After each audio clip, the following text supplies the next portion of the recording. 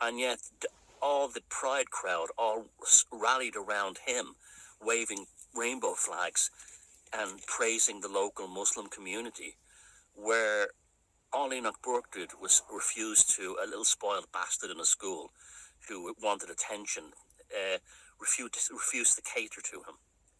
And he's in prison rotting away.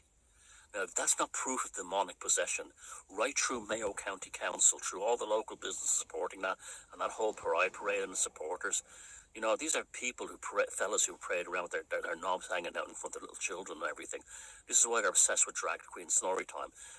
Look at the drag queen story time. Look at the drag queens that go to it.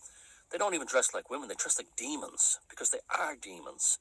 They're demonically possessed, because they had no previous. This is why pride appeals to people that have no personality, no talent, no likability, and not very good looking. And there are a load of insecurities, and the demons jump in. And all pride is a big demonic event to mock people, and even mock lots of gay people as well.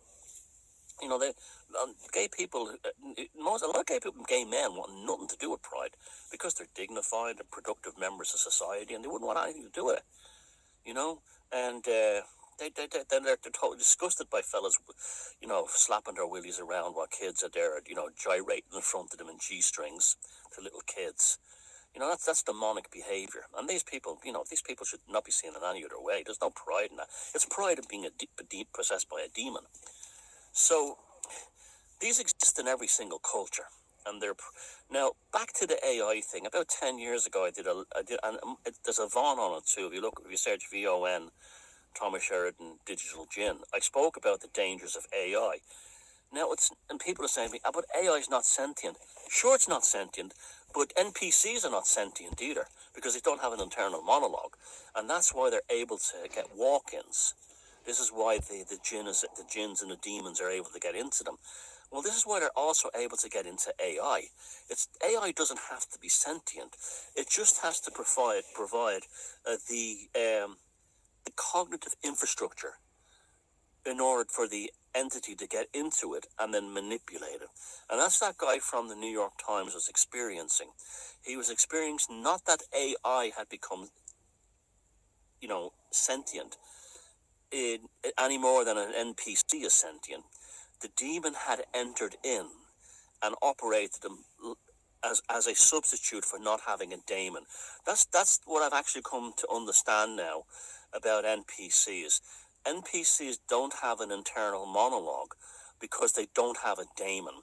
And this is why they can't conceptualize or think or be creative or be innovative, or even be, you know, they're very, all the demon has to come in, boom, glam, it becomes pride, bam, it becomes gloating, bam, it becomes, you know, taunting and this kind of thing, you know.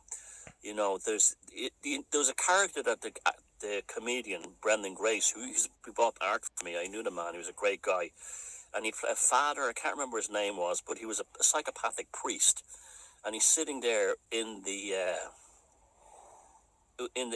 Father Ted's house with the other priest, and he's going, "Yeah, dirty bastard! You love looking at the young fellas in their tight skirt. You know, that's what they're like. You know, taunting. You know." And when he dies, he goes, "Well, the important thing is I had a great time."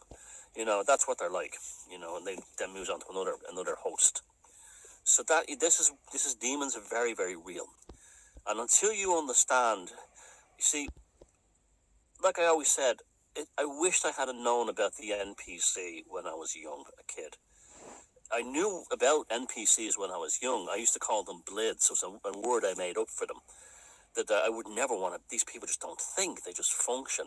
I've told you loads of stories. Like the very first time they really became apparent to me, where I was going to a 21st birthday party when I was about 18.